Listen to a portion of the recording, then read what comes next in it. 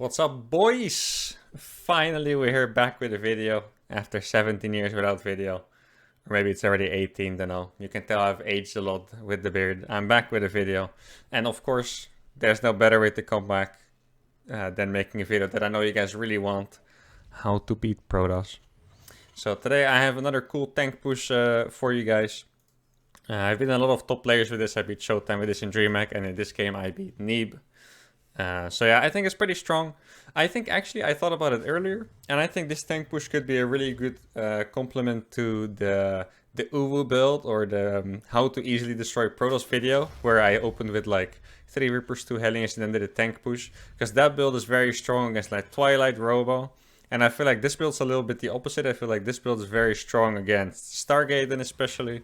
I also think it's good against DTs, but it's a little bit more even, I think. But I did win all my games against Target and DT so far, so here we go. So we're gonna open with a barracks and then the gas. Barracks first, very standard up until this point. Since I haven't uploaded a video in a while, honestly, I might forget the replay. But I'm gonna try to attach it, so if you wanna look at it a bit more slowly, get like every detail, then make sure to download the replay from the description.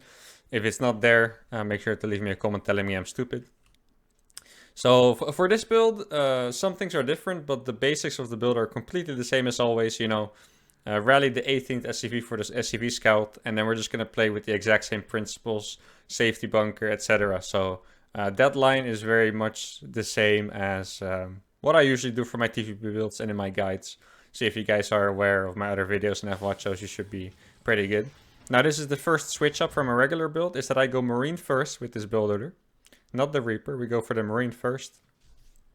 Always pull an extra SCV to deal with this probe if you want to get your CC somewhat in time. You can see even with the probe delaying it with 2 SCVs, it's still like 80 minerals late. And normally it can be more than, 150 minerals. So after the Marine, we go straight into the Reactor, Marine Reactor. All I do with this SCV is scout if there's a Nexus. By the way, guys, this builds like this with where you skip the Reaper, I feel like they're always extra strong against like All-Ins and stuff. Just because you have like the Marines are the units you want against All-Ins. So if you with the SCV scout that is not here, you can instantly get the bunker. You can even cancel this Reactor. I think that's how the timing works out. I do think the Reactor is barely started. If it's not started, don't make it. Just make normal Marines. If it is barely started, just cancel it, and you're gonna be able to get Marines out very fast. So builds like this are pretty good against All-Ins. So if we go for the Marine Reactor, then the depot. Like I said, SCV returning home, just because we only want to scout the Nexus, and it was there. Factory gonna come down. Now, safety bunker is gonna come after this. Like I said, exactly the same as our normal TVP style bunker before the gas. I think the gas timing works out pretty well. If you scout the opponent's base and you go back instantly, your scouting SCV can actually make the bunker. As you can see here, I was confused. Obviously, I still make mistakes sometimes, guys. So if you want to do it perfectly, your scouting SCV can actually be the one making the bunker. So this one can return to mining as fast as possible. Then after that bunker, we're going to go for the gas. Get our second gas up. I always like to do it like that. If you saw that, I always like to rally the SCVs from my CC to build buildings. Just because I think it flows a little bit better. You don't have to disrupt any of the SCVs already mining. And after this is pretty simple. This barracks is just going to make 1,000,000 Marines. Marines. That's the only thing you make. You never have to make anything else from this barracks. Then we're going to go into the starport. And then I do prefer to make the orbital first. Here I made a small mistake actually, guys. So since I actually beat Neeb, you can tell this is not a super big mistake, but I always try to teach you guys as good as I can. So to do it even more perfectly, you make these Marines before this tech lab, because yeah, basically what you're going to end up doing is a tank drop, and you know tech labs build a lot faster than starports. So in this case, when I did this, the tank actually finished too fast. So if you can, make sure to get those Marines out before the tech lab, because you might actually have extra Marines with your push. And I think those are the 2 only mistakes I made this game. Messing up a bit with the SCV trying to make the bunker and getting the tech lab too fast. But besides that is what the build looks like. So you get an insta tech lab. Make sure to not get any Hellion or mine before. And you start out the tank. Get the Marines going. Try to keep making SCVs. It's a little bit tight on money. Like usually when you do pushes with Terran, the builds are a little bit tight on money. Now this is what you're gonna do.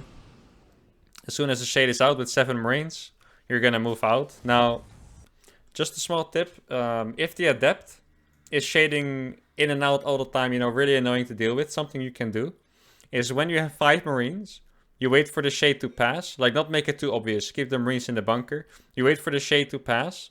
And then you can jump on the Adept with the Marines. Because usually in the period in between the shades, Protoss is not going to pay attention to their Adept. So once you have 5 Marines, you can wait for the shade. And once it's gone, you can try and catch the Adept over here or wherever it's standing. And that's going to help a lot with scouting. Now Neeb here played it pretty safe, so his Adept was far back. So that's going to help a little bit. So now you move out with the 7 Marines. And as you can see, Marines and stuff, you're keeping them at home. Now, since this map is very small, these Marines actually arrive early. So what I'm going to do here, because I played really safe, is that I'm just going to relax with them. But you can also try to attack. In this case, it would have been good because my opponent went for a Robo.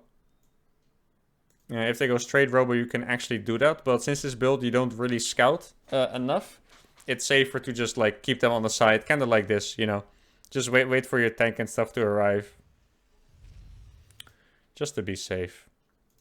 And then this is what the attack is going to look like, the rest of the attack. As you can see, 4 medevacs in a tank, or 4 medevacs. 4 Marines and a tank finish. You put them in the medevac and you fly across and you're basically going to attack with 11 Marines and 1 tank and the medevac. Then as soon as you have the money, you're going to start these 2 barracks. It's going to be roughly 4 minutes, a little bit before. In this case, maybe like 350. You can add those barracks. You can get a tech lab on the starport, so you can swap those over. And from this point on, this looks like any standard, normal, you know, macro TVP you've played. You get the 3 barracks, eBay, 3rd gas, stim combat shields, yada yada yada. You know how it goes. And meantime, at the front, this is what the attack looks like. Even though I told you guys what to do on big maps, by the way, or I didn't. I feel like I'm confusing myself a little bit. So if it's a big map, you don't have to wait with the Marines. That's what I mean. But I usually prefer to do this build on small maps just because the medevac arrives faster. This means submarine, oxide, light shade. I feel like those maps are really good. Then you're gonna go in with the tank. Now the reason why this is good against Stargate is because they usually have Oracle and kind of a low gateway count, and in particular they will have Adepts, which are pretty bad against this.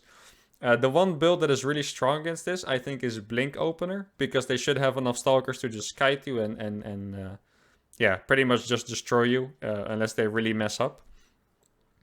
So, with the other TVP build I talked about, how to easily destroy Protoss, the Uwu build, however you want to call it, the 3 Reaper 2 alien into tank push, that one's really good against Blink. And what I think you could do on the ladder is kind of like switch them up. So if you notice you play a lot of Stargate, you could try this version. If you notice you play a lot of Blink, you could try the other version. I'll also try to link that YouTube video in the description if I don't forget. And here my opponent played Robo. That's like the middle option actually. I think against Robo it's probably okay. Tank does a lot of damage against the Immortal. As you can see, I got the instant shot off. Just like that, the Immortal's already... Do make sure to target it though, because the Immortal will kill the tank so fast. So here, just trade a bit. He's microing pretty well, but I just have a few too many units here at this point. Like I said, at home. Barracks go on the tech labs. Yeah, pretty simple stuff. Stim combat shield. 3rd gas eBay, start the +1 when you can. Now here I'm gonna evacuate pretty soon. Like, of course, this looks cool, but this is not an army. So as soon as I saw this recall, I figured it was an Immortal. And even if it was something else, like 2 Zealots, I would have had to fly away. So just gonna evacuate there. Not gonna take too many risks. And from this point on, it just becomes a normal game. I traded really well, as you can see. And at home, I have a normal macro follow-up. I did get supply blocked a lot this game, so it doesn't look like I have as big of an advantage as I should. But I did definitely do a lot of damage there, just my macro is really off. Relatable content, right guys? Okay, I'm sorry. And from this point on, you can continue as you like. You guys know I really like to do my 1-1 timings with the Vikings and the Ghost. That's what my follow-up to this would be normally. But on this map in particular, drops are really good. So here I decided to go for the mass drops option. If you do play this style, by the way, mass drops, always make sure to kill the Observer. Like, killing Observers is nice anyway. But especially if you do drops, Observers will literally win the games for the Protoss. So make sure to, like, I don't know if you guys use this trick, but you can like zoom in with the mouse scroll, and it will usually highlight the observers a bit better. Like the blur of the observers will be very visible if it's there. So you can look at like standard places. Here would be an observer, for example, or to the left, and like that you can see the observers a bit easier and snipe them off. And then this feels a lot safer. Because if you load up medevacs like this and drop when an observer is nearby, there's actually a decent chance he will move like stalkers here, or stalkers will be in position. Batteries might be finished. It will just give them so much time. So killing this observer, honestly, actually kind of feels like it won me the game. So here I go with this triple drop. This works out perfectly, by the way. I did start my stim before +1 on accident. Another tip for you guys. After they buffed the stim research time, +1 takes slightly longer. So if you want your upgrades to finish at the same time, you start +1 attack, then stim, and then combat shields. So here I did make another mistake, which is starting the stim before. And now my +1 is actually not going to be finished for this attack. But if you did it well, you guys can obviously execute this better than me. Let's be real, guys. I'm just a YouTuber. The 1-1-1, the stim, the combat shields, and the +1 would have lined up perfectly. And this triple drop is it just hits very fast, you know. Normally they have a lot more stuff. That was his first Colossus. It's just finished. He only has 3 Stalkers. Like, this drop just hit very hard and fast. And then I like to do some multi-prong as well. If you want to do safer multi-prong, because it's kind of hard to, like, you know, for example, using a squad like this is very dangerous because some force fields and it's screwed. If you want to do it a little bit safer, what I would recommend is just going with medevacs. So yeah, I would have just waited for these medevacs, send them with this, and then if you're in trouble, you can always lift off and lift up and fly away. If you are confident you're multitasking, and what I mean with that is not that you're like GM level multitasking or whatever, but if you think your multitasking is good compared to the other people of your level, then feel free to play like this. I think it's really fun to win games with multitasking. So here you go. I killed all the pylons here, and then stringing past, as you can see. Playing a little bit too fast for my opponent. Okay, I'm bragging. I'm sorry, guys. I'm bragging a little bit. Anyway, that's kind of it. It's a pretty fast guide, guys. I hope you guys enjoyed it. Hope it works for you guys as well. I think this build is a little bit different than the other tank pushes. Tank pushes usually tend to be more all-in. This was a bit more like just a good pressure, you know, into a normal macro TVP. So let me guys know if you liked it. Sorry guys for being absent for so long. I've been really busy with DreamHack and stuff, but I'm glad you guys are all still here. Love you all. See you guys next time. Adios.